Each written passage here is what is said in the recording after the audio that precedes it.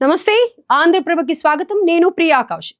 తమిళనాడులో ఎన్నికలు దగ్గరకు వస్తున్న కొద్దీ రసవత్తరంగా మారుతున్నాయి. త్రిష, నయనతార, రజనీకాంత్ల పేర్లను తెరపైకి తీసుకురావడం వల్ల వివాదానికి తెరలేపుతున్నారు అక్కడి రాజకీయ నాయకులు.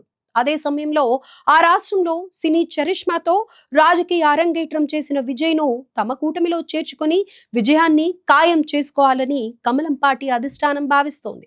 ఇందుకోసం AP deputy CM Pawan Kalyan ను రంగంలోకి దింపి బేరసారాలు సాగిస్తోంది. మరి తమిళనాడు రాజకీయాల్లో అసలేం జరుగుతోంది? బీజేపీతో పొత్తునకు విజయ్ ఒప్పుకుంటారా? సొంతంగా పోటీ చేస్తే పరిస్థితి ఏంటి? డిఎంకేకు విజయ అవకాశాలు ఎంత ఉన్నాయి అన్న విషయాలను ఇప్పుడు చూద్దాం.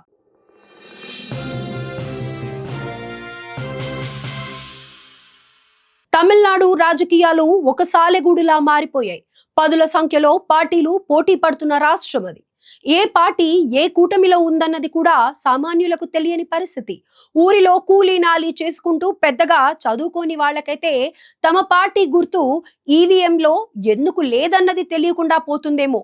DMK, Anna DMK, Vijay Congress, BJP, Sasikala, PMK, AMMK ఇలా ఒక్కటేమిటి అనేక పార్టీలు ఆ రాష్ట్రంలో పోటీ పడుతున్నాయి.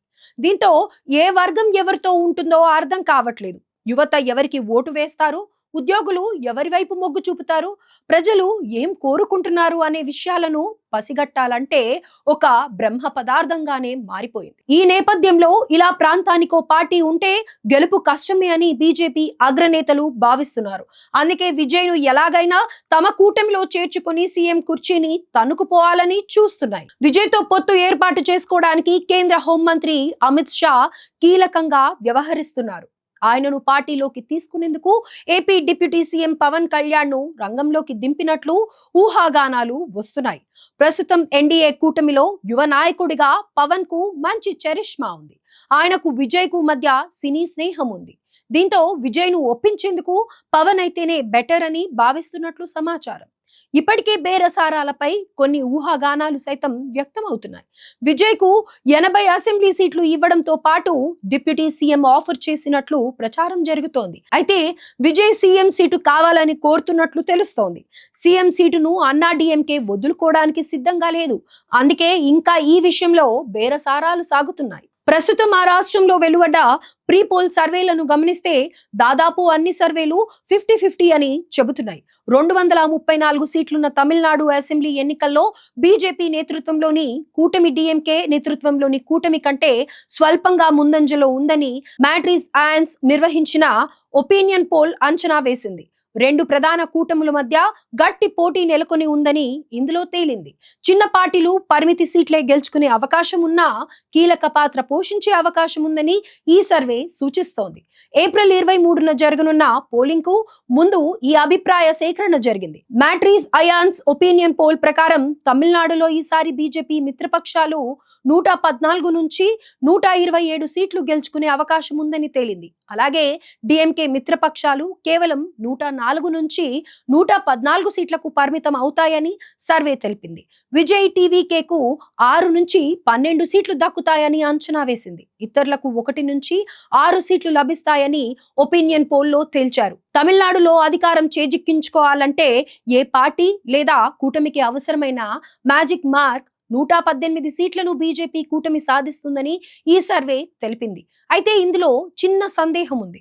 ఒకవేళ అంచనాలు కాస్త అటు ఇటు అయితే మొదటికే మోసం వస్తుంది. అందుకే విజయ్ ను తమ గూటికి లాగేస్తే గెలుపు నల్లేరు మీద నడికే అని చెప్పుకోవచ్చు. ఈ సర్వేలను పరిశీలన చేస్తే ఆ రాష్ట్రంలో విజయ్ మరో ఎంజీఆర్ కాలేరని స్పష్టమవుతోంది. ఈ సమయంలోనే విజయ్ ఆచితూచి వ్యవహరించాలి. ఏపీలో పవన్ కళ్యాణ్ అలాగే చేశారు. 2019లో జరిగిన తప్పిదం మళ్ళీ రిపీట్ కావద్దనే 2024లో ఎన్డీఏ కూటమితో కలిశారు. దీంతో ఏపీలో కూటమికి భారీ విజయం దక్కడానికి నాంది పలికారు.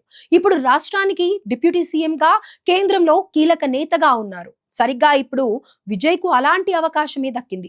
ఒంటరిగా పోటీ చేస్తే మాక్సిమం 12 సీట్లు వస్తాయి. మరి గట్టి పోటీ ఇస్తే ఓ 20 సీట్ల కంటే మించే ప్రసక్తే లేదు. అలాంటప్పుడు కూటమి తరపున 80 సీట్లలో పోటీ చేస్తే దాదాపు 40 నుంచి 50 ఎమ్మెల్యేలను గెలుచుకునేందుకు అవకాశం ఉంటుంది. మరోవైపు ఇప్పుడు విజయ్ను అనేక వివాదాలు చుట్టుముట్టిన నేపథ్యంలో ఆయన గ్రాఫ్ సైతం రోజురోజుకి పడిపోతోంది.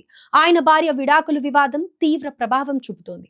ఆయనపై గతంలోనే అమ్మాయిలకు సంబంధించిన వివాదాలున్న నేపథ్యంలో తాజాగా ఏకంగా భార్యనే కోర్టుకెక్కడం చర్చనీయాంశంగా మారింది. దీనికి తోడు కరూర్ ఘటనలో సిబిఐ దర్యాప్తు సైతం ఆయన మెడకు చుట్టుకుంది. కార్యక్రమానికి సంబంధించి పోలీసులకు సరైన సమాచారం ఇవ్వకపోవడంతో జరిగిన ఈ ఘటన ఎప్పుడెప్పుడు బిగుస్తుందా అన్నట్లుగా ఉంది పరిస్థితి. వీటికి తోడు గతంలో తాను ఉచితాల జోలికి పోనని, రాష్ట్రాన్ని అభివృద్ధి చేసి చూపుతానని అనేవారు. కానీ ఇప్పుడు ఎన్నికలు సమీపిస్తున్న సమయంలో ఉచితాలు ప్రకటించక తప్పని పరిస్థితి నెలకొంది. మొత్తంగా చూసుకుంటే తమిళనాడులో విజయ్ పరిస్థితి ఆగమాగంగా ఉంది. ప్రస్తుతం ఎన్డీఏ కూటమిలో చేరితే ఆయనకు తిరుగులేని విజయాన్ని అందిస్తామని కమలం పెద్దలు హామీలు ఇస్తున్నారు. కానీ తాను సింగిల్ గా పోటీ చేసి సత్తా చూపిస్తానని విజయ్ అంటున్నారు. ప్రస్తుతానికైతే డిఎంకేను ఓడించడం ఎన్డీఏ కూటమికి అత్యవసరం. తమ అనుకూల ప్రభుత్వం ఏర్పడితే భవిష్యత్తులో పార్టీ బలోపేతం చేసుకోవడం, సిద్ధాంతాలకు విస్తృత ప్రచారం కల్పించడానికి వీలవుతుంది. అందుకే సర్వేల్లో సరిసగం చూపుతున్నప్పటికీ ఎన్నికలకు ముందే గెలుపును ఖరారు చేసుకోవాలని అమిత్ షా భావిస్తున్నారు. మరి ఈ ప్రయత్నాలు ఎంతవరకు సక్సెస్ అవుతాయో తెలియాలంటే వేచి చూడాల్సిందే.